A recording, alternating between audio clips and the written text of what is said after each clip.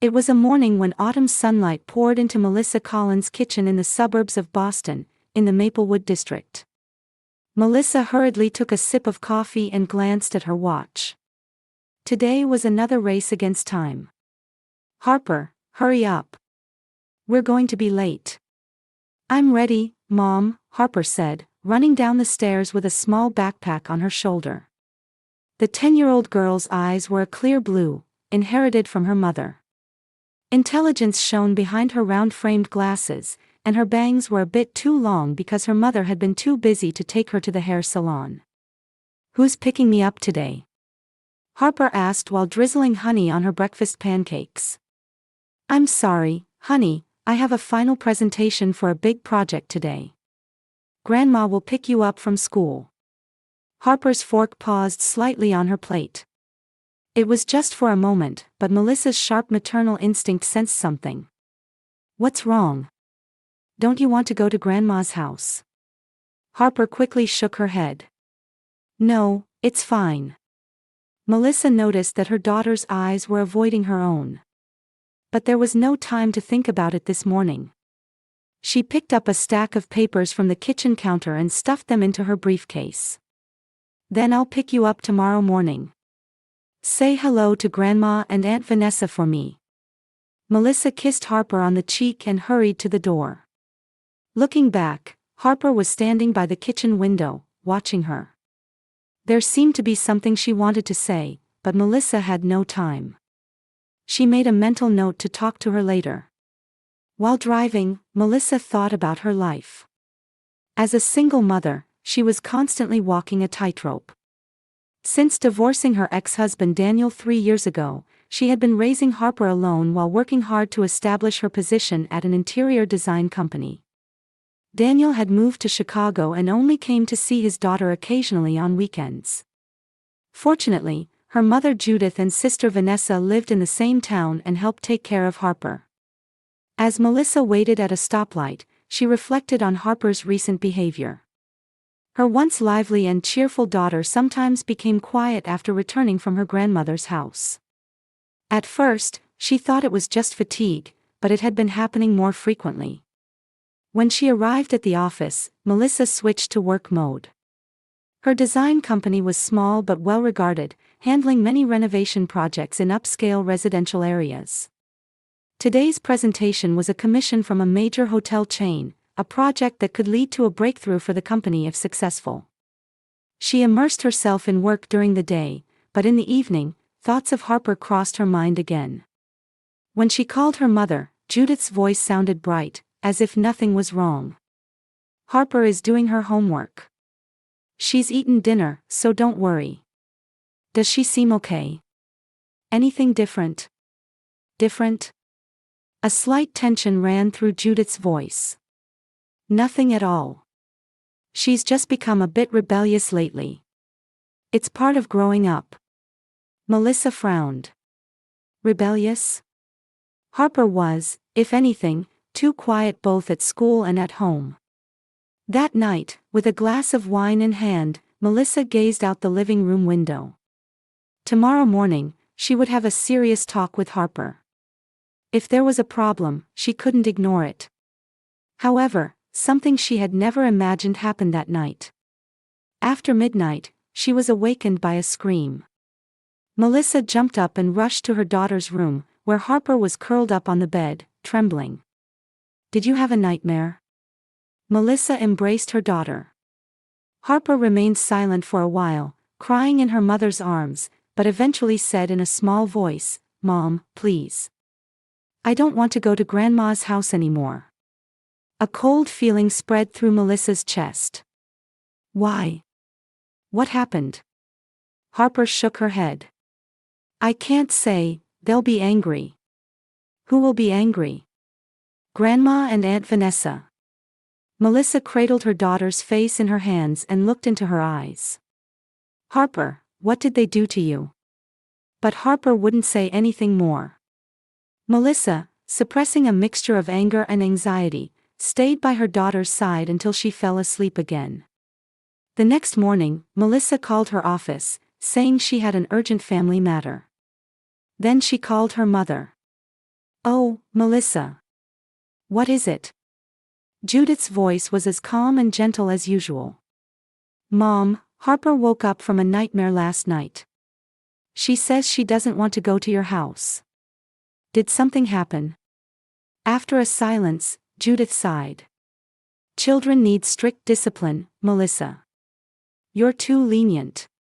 "Discipline? What kind of discipline?" "Just normal things. The same as when you were a child. Don't you remember?" Melissa tried to recall her own childhood. Her mother had certainly been strict, but she didn't remember being abused.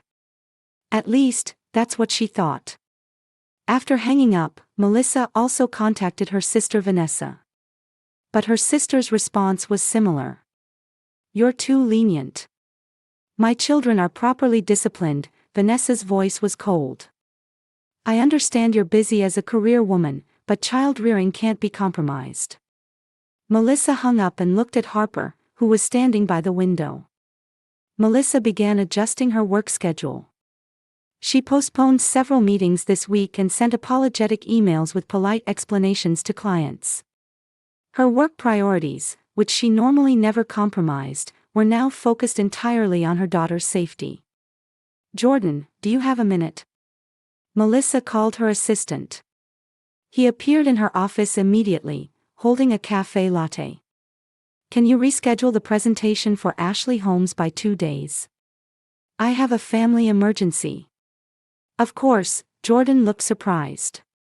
It was the first time Melissa had cancelled work for personal reasons. "Is everything all right?" Melissa hesitated for a moment. "I'm a bit worried about Harper," she said, not elaborating further. That afternoon, Melissa called her mother. "Mom, can I leave Harper with you tomorrow? I have an important meeting." "Of course, you're always welcome," Judith's voice was kind and warm. Melissa was confused. This was the voice of her mother that she had known since childhood. Could she really be cold to Harper? The next day, after dropping Harper off at school, Melissa went to a nearby cafe instead of heading to work as usual. There, she opened her laptop and began listing the changes in her daughter over the past few weeks. Silence after returning from her grandmother's house, increasing nightmares, decreased appetite, declining school performance. Looking at the list, Melissa felt a tightness in her chest. These were signs that something was clearly wrong. She made a decision. Today, she would go 2 hours earlier than the pickup time she had told her mother. Without warning. At 3 p.m., Melissa drove past her mother's large white house without stopping, turned the corner, and parked on the street. From there, she walked to the backyard. It was a shortcut she had often used as a child. The trees in the backyard concealed her presence. As Melissa approached the garden, she heard voices through an open window. It was her mother and Vanessa talking. "This child has no discipline," her mother's voice was audible. "Melissa is too lenient." "Truly," came Vanessa's agreeing voice. "Your children are raised much better, Vanessa. Always well behaved." Melissa frowned. Had her mother always praised her sister's parenting to others while criticizing Melissa at home? She moved closer to the window to hear more. "Melissa is too busy to even think about Harper," Vanessa's voice echoed coldly. "I wonder what would become of that child without us." Melissa felt anger but tried to stay calm. She needed to assess the situation objectively. As she stood in the shade of the garden trees, considering what to do, she heard a faint crying sound. It was Harper's voice. Melissa's maternal instinct awakened. She silently headed for the back door of the house, checking if the key was still hidden in the place she used as a child. Her mother had kept a spare key in the same spot for decades.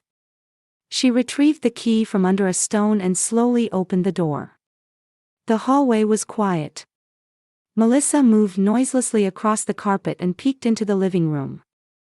There, Vanessa's 2 children were watching TV and eating snacks. But Harper was nowhere to be seen. The crying sound came from another room. The study. Melissa gently opened the door and saw an unbelievable sight. Harper was seated in a chair in the corner of the room, with no food or drink, facing papers that looked like homework. Her small shoulders were trembling. "Harper," Melissa called softly. The girl turned around in surprise and, seeing her mother, her eyes widened. "Mom." She looked like she wanted to jump up but remained seated in the chair, as if afraid of something. "Are you okay? What happened?" Melissa approached her daughter. Harper looked around, making sure no one was coming, and said in a small voice, "Don't tell Mom." She looked up pleadingly. "Grandma and Aunt Vanessa will get angry." "What happened? Can you tell me?" Melissa knelt down to be at eye level with her daughter. "I just spilled juice, but they said no meals," Harper's voice trembled. "And sometimes, they make me stand in high places to look out the window." Melissa felt her face heat up. "High places. On the railing of the veranda, it's very scary, Mom." Something broke in Melissa's head. She hugged her daughter, but at that moment, footsteps were heard from the hallway. "Harper, have you finished your homework?" It was her mother's voice. Then, Vanessa's voice was also heard. "Your timeout isn't over yet." Melissa slowly stood up and turned toward the door. Her mother and Vanessa were standing there, clearly surprised to see her. "Melissa? You're already here," her mother said in a confused voice. "Yes, I came early," Melissa answered coolly. "Is there something you want to explain?" "Of course, we were just disciplining her," Vanessa quickly said. "You're too lenient." "Discipline?" Melissa's voice was low and dangerously resonant. "Not giving meals is abuse." "You're exaggerating," her mother shrugged. "Our generation was much stricter." At that moment, Vanessa muttered something. If we could prove that Melissa failed at parenting. Melissa's intuition sharpened. What did these words mean? Were her mother and sister trying to separate her from her daughter? Melissa understood the situation in an instant. This wasn't just strict discipline, it was something more malicious. Maintaining outward calm, she took Harper's hand. "I'm taking Harper home today. And tomorrow, and the day after that, I will never leave her here again." "Melissa, calm down," her mother said in a stern tone. "Don't believe what she says. Children sometimes lie." Melissa drew Harper closer. "Don't call my daughter a liar," her voice trembled, but it was from anger. A week later, Melissa was driving, mentally reviewing her plan repeatedly. Over the past few days, she had consulted with a lawyer and received advice on how to collect evidence of child abuse. Today was the day to execute that plan. "Are you really okay with this?" she asked Harper, who sat in the passenger seat, checking that the small voice recorder attached to her small body and the hidden camera in her backpack were working properly. "Yes." Harper's response was tinged with anxiety. "But I'm scared." "You're a brave girl," Melissa said gently. "If anything happens, I'll come help you right away. I'll be nearby." The plan was simple. Take Harper to her mother's house as scheduled, say Melissa would pick her up in a few hours, and leave. But in reality, she would park nearby and wait. Then return to the house 1 hour earlier than planned to check the situation. Melissa stopped the car in front of her mother's house and took a deep breath. "Ready?" Harper nodded slightly. They approached the front door and rang the doorbell. Judith opened the door and greeted them with her usual warm smile. "Oh, Melissa. How are you, Harper?" She stroked Harper's head. The gesture seemed affectionate, but Melissa felt Harper's body tense slightly. "I'll pick her up at 4, Melissa said. "I have a lot of work today." "Of course, don't worry. We'll take care of her," Judith smiled. "Vanessa is here with her children too." Melissa gave her daughter one last hug, silently promising, "I'll be back soon." She got in her car and pretended to drive away, but stopped around the corner and checked her watch. In 3 hours, she would return on foot to observe her mother's house. Those 3 hours felt like an eternity. Melissa tried to work in a cafe but couldn't concentrate. When the clock struck 3, she got up and headed for her mother's house. As she approached the house, she noticed the wind was getting stronger, a harbinger of an autumn storm. Melissa sneaked into the backyard and observed the house. Suddenly, her eyes were drawn to the second-floor veranda, and her blood froze. There was Harper. Standing on the veranda railing, buffeted by the wind, trying to maintain her balance. About 7 meters above the ground. One misstep could result in a fall. Melissa's heart pounded fiercely. She trembled with fear and anger but desperately tried to maintain her rationality. She quickly crossed the garden, looking for her mother and Vanessa. The two were in the garden below. Judith was tending to the flower bed with gardening gloves still on, and Vanessa was relaxing in a deck chair. As if nothing was wrong. "Hello, Mother," Melissa said in a cold voice. Judith turned around in surprise. "Melissa? You're already here. It's not 4 yet." "Yes, I finished early." Melissa looked up at the sky and pointed to the veranda. "What is that? What are you doing?" Judith shrugged. "Oh, Harper." She smiled. "Bad children need to reflect." "Reflect?" Melissa's voice trembled. "At that height? In the wind?" "You're exaggerating," Vanessa said, putting down her coffee cup. "My children are napping," she added proudly. "Because I discipline them properly." Melissa was speechless at their callousness. She immediately rushed into the house and up the stairs. The sound of the wind and Harper's feeble crying could be heard from the veranda. "Harper." Melissa opened the veranda door. "Mom." Harper turned around, her face wet with tears. "I was scared, help me." Melissa carefully approached Harper. Her heart tightened seeing the small body being buffeted by the wind. "Stay still. I'll help you now." She carefully lowered Harper from the railing and held her tightly. The girl's body was cold and trembling. "How long have you been here?" "About 2 hours." Harper sobbed. "When I said I needed to go to the bathroom, they said I'd have to stand longer." Melissa felt her entire body grow hot with anger. She carried Harper downstairs. There, her mother and sister stood as if they had done nothing wrong. "This is the last time," Melissa said coldly. "I will never let you see Harper again."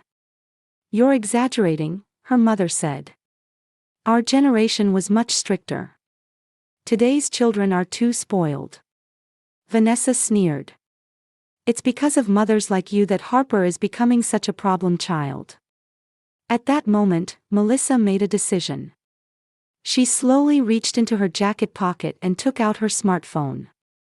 "Everything has been recorded," she said. Then, she retrieved a small camera from Harper's backpack. "I have evidence of all the abuse so far." The blood drained from Judith and Vanessa's faces. They were speechless, looking at each other. "Mom, were you recording?" Harper asked in a small voice. "Yes, to protect you," Melissa answered gently. "I won't let anyone hurt you anymore." "What do you intend to do?" Judith raised her voice in agitation.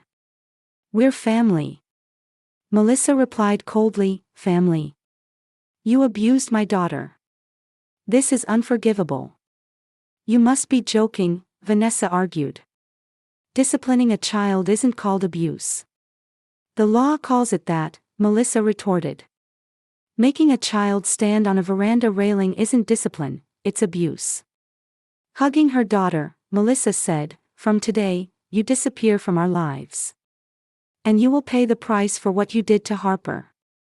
Mother and Vanessa looked at each other with fear and anxiety. Both valued their social status and reputation above all else. If this came to light, their lives would crumble. "Let's go, Harper." Melissa took her daughter's hand and left the house without looking back. As they got into the car, Melissa strengthened her resolve. They will receive the punishment they deserve. As she started the car engine, Harper said in a small voice, "Mom, are we okay?" Melissa smiled at her daughter. "Yes, we're fine. We'll be together from now on. I'll protect you." In the waiting room of Boston Children's Hospital, a place she had frequented since childhood, Melissa sat quietly with coffee in hand. In the adjacent examination room, Dr. Lauren Schmidt, a child psychology specialist, was talking with Harper. This was their third interview in the past 2 weeks. The day after the first interview, Melissa met with lawyer Jeremy Foster and handed over the hidden camera footage and recordings. Foster examined the evidence, narrowed his eyes, and said with a stern expression, "This is clear child abuse. You have strong grounds for legal action." Things moved quickly after that. Reporting to Child Protective Services, the initiation of a formal investigation, and further court filings. Melissa sometimes felt she was losing touch with reality as her life moved in a direction she had never imagined. Suing her mother and sister was something the previous Melissa could never have conceived. The examination room door opened, and Harper and Dr. Schmidt came out. Harper's expression was much calmer than it had been 2 weeks ago. "Mom." The girl ran over and hugged Melissa. "How was it?" Melissa asked, stroking her daughter's hair. "Today I talked about scary dreams," Harper answered softly. "But Dr. Schmidt said that they're memories from the past and won't happen anymore." Melissa sent a grateful look to Dr. Schmidt. The doctor returned a gentle smile and invited them into her office. "Harper's condition is gradually improving," the doctor explained as she took her seat. "However, the effects of such psychological abuse can be long-lasting, so ongoing support is necessary." The doctor took a file from her desk. "I will submit this evaluation report to the Court and Child Protective Services. It is a detailed record of the abuse Harper suffered and includes my professional opinion regarding her future protection." Melissa looked through the report. It contained phrases like long-term psychological abuse, endangered physical safety, and serious emotional trauma.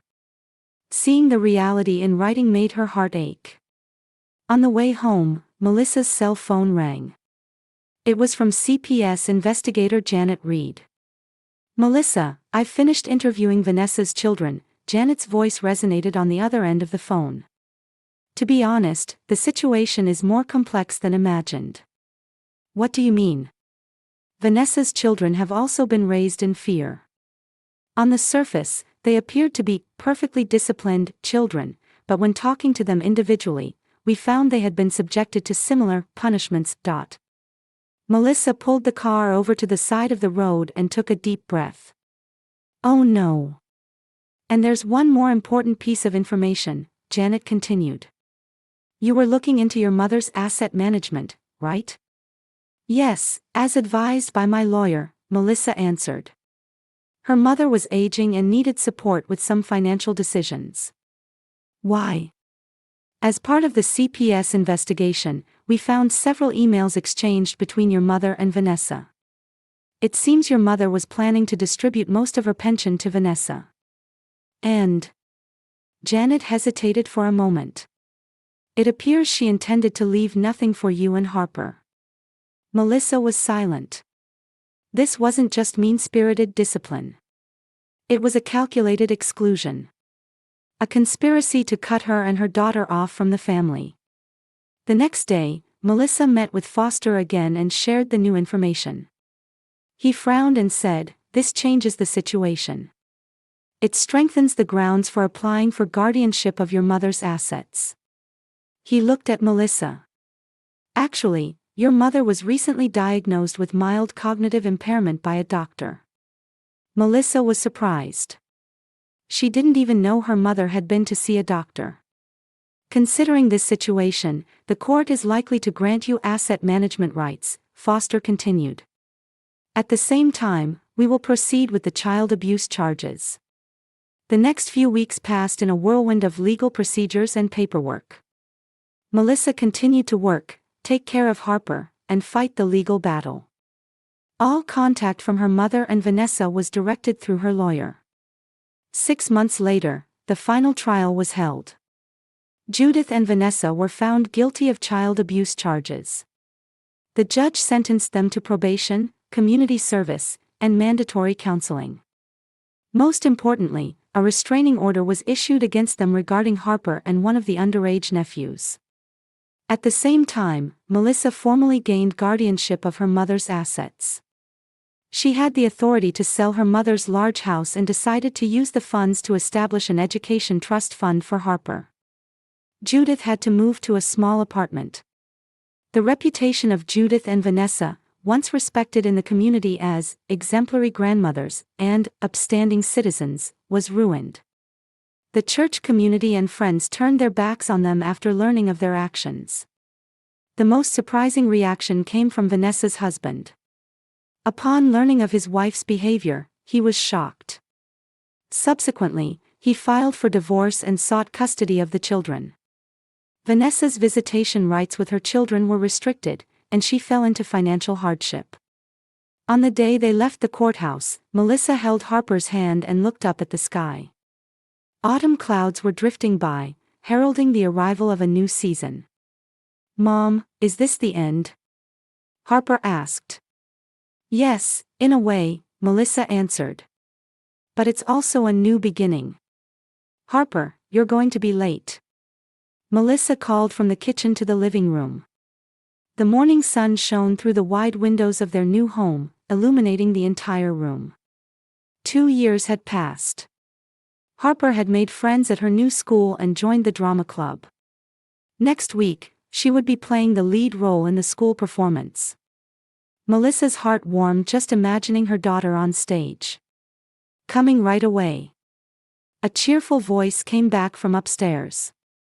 Melissa stood by the window, surveying the garden. It had been a year since they moved into this house. With part of the funds from selling her mother's house, she had purchased this bright home. It was a symbol of a new beginning. "Sorry for the wait." Harper came running down the stairs. Her face no longer showed shadows of anxiety, her bright smile had returned. Thanks in part to weekly counseling sessions, she was gradually overcoming her past trauma. "It looks like another busy day," Melissa handed her daughter her lunchbox. "After school, I have a meeting with the Child Abuse Prevention Group, so Jessica's mom will pick you up." "Okay," Harper nodded. "Can I come to the next meeting too?" Melissa looked at her daughter in surprise. "Really?" "Yes," Harper said with a serious expression. "My story might help other kids, right?" Melissa was speechless with emotion. She hugged her daughter and kissed her head. "You really are a strong girl." Before leaving for work, Melissa checked the mailbox. There was an unfamiliar envelope. She hesitated for a moment when she saw the sender's name. It was from Vanessa. It wasn't until she reached the office that Melissa found the courage to open the letter. Inside was a long message written in her sister's small, neat handwriting. To Melissa, the letter began. "First, I want to start by fully accepting responsibility for what I did. I make no excuses. My actions were wrong."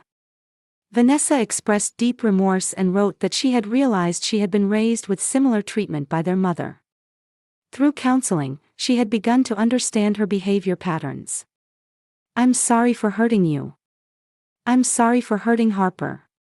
Now I can only swear that I will never do such things again.